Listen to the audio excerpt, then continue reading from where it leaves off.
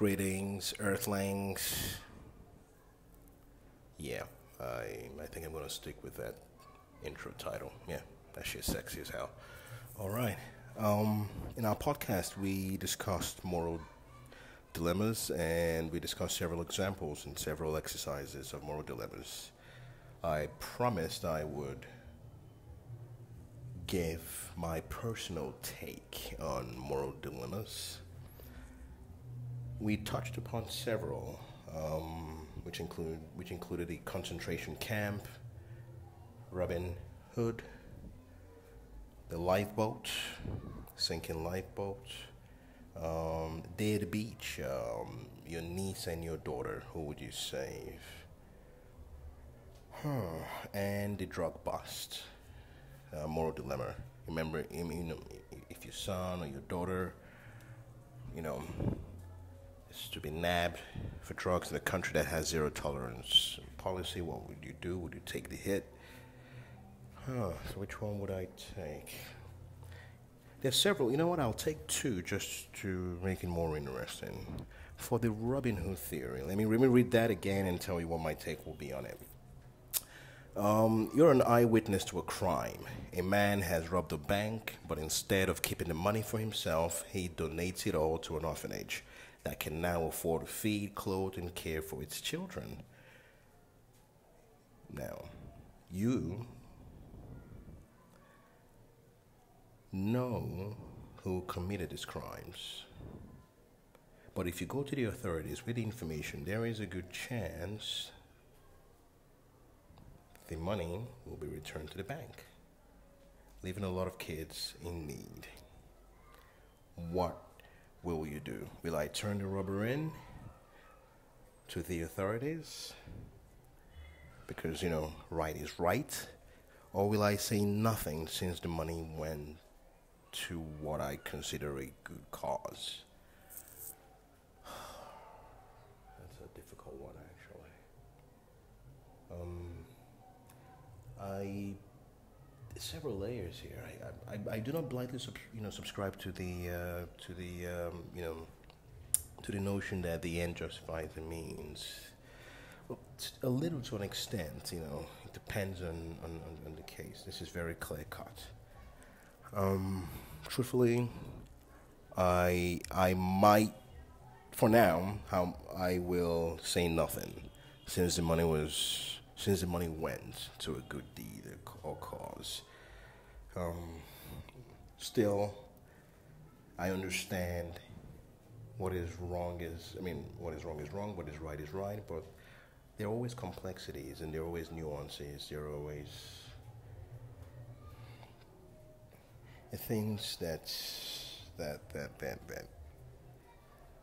require a less stringent approach, that requires some fluidity. That is my take on it. So, yeah, that is it. I wanted to take another hard one, sinking the lifeboat one. That's a hard one. The lifeboat one is pretty good. I'll give you another. I'll give it to you again. So imagine you're on a cruise. Okay, for 2 days. Then there is an accident that forces everyone to abandon the ship. During the evacuation, you notice the last boat you're going to jump in is damaged. By the way, each boat can only take 10 passengers, okay? Your boat is damaged, it has a hole, and it fills with water once the boat hits the water, obviously because there is a hole. The good thing about it is we're able to calculate and figure out that, listen, we can still put 9 people into the boat, but they have to continuously bail water out while the 10th person rests.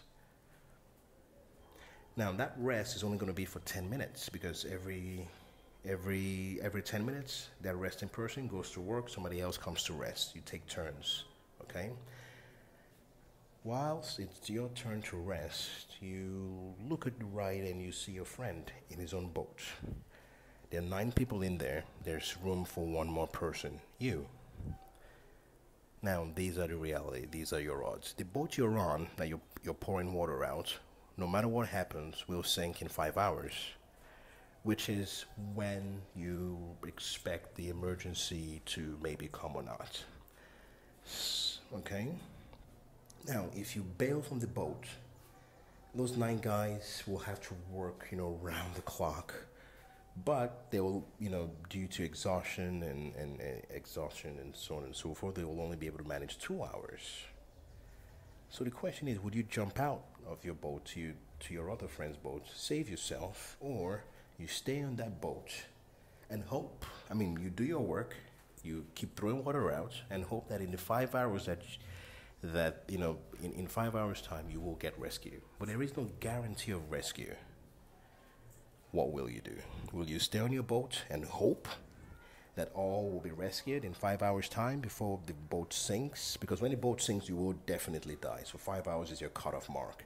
Or do you jump ship, join your friend in his own boat, and you hope the others are rescued in 2 hours? This is a conundrum. Truthfully, this is a hard one, so I'm not. I don't think I should give too much of an explanation, because I'm going to be giving a lot away of my personality by just answering this one. I would stay back and wait for the 5 hours. Thank you.